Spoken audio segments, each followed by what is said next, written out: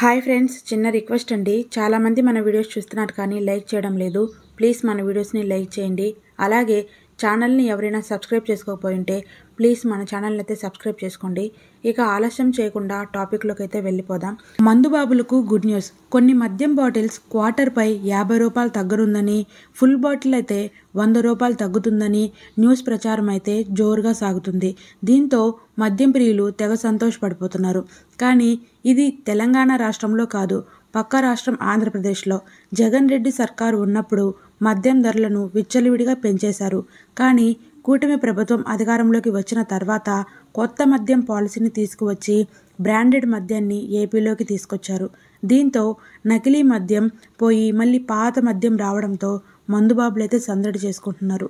ఇక వివరాల్లోకి వెళ్తే ఏపీలో 3 ప్రముఖ మద్యం కంపెనీలు మద్యం ధరలను తగ్గించేందుకు ముందుకు వచ్చాయి.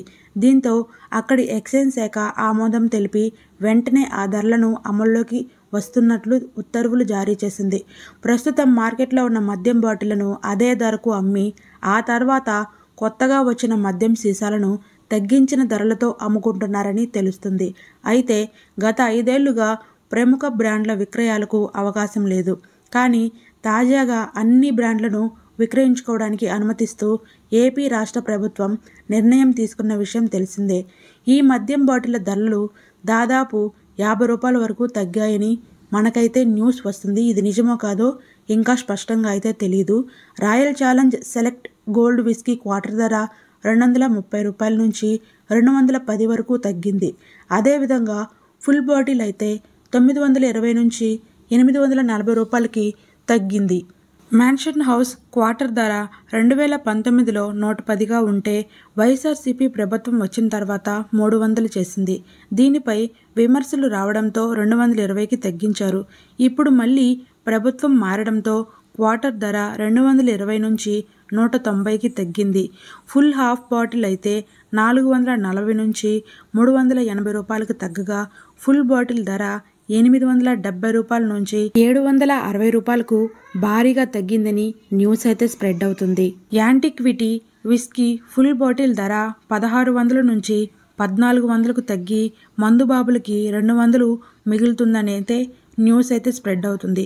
కూటమి ప్రభుత్వం వచ్చిన తర్వాత మద్యం ధరలపై తీవ్ర స్థాయిలో విమర్శలు రావడంతో కమిటీని నియమించింది. త్వరలో ఈ కమిటీ అన్ని బ్రాండ్ల కంపెనీలతో ధరలను తగ్గించాలని చర్చలు జరపనుంది. అందుకు అనుగుణంగా కొత్త ధరలు అమల్లోకి వస్తున్నాయి. కానీ కొన్ని ప్రముఖ కంపెనీలు కమిటీ నిర్ణయించక ముందే ధరలను తగ్గిస్తున్నాయని తెలుస్తుంది. మరో 2 ప్రముఖ కంపెనీలు సైతం ధరలను తగ్గించనుందని మనకైతే తెలుస్తుంది. ఈ న్యూస్ అయితే స్ప్రెడ్ అవుతుంది. మందు ధరలు ఇంకా తగ్గాయో లేదో స్పష్టంగా అయితే తెలీదు. చూసారు కదా ఫ్రెండ్స్, ఇది ఇవాల్టి మన వీడియో. ఈ వీడియో కనుక మీకు నచ్చినట్లయితే ప్లీజ్ లైక్ చేయండి, షేర్ చేయండి. అలాగే ఇలాంటి మరిన్ని ఇంట్రెస్టింగ్ ఇన్ఫర్మేషన్ కోసం మన ఛానల్ని అయితే సబ్స్క్రైబ్ చేసుకోండి. Thank you for watching friends.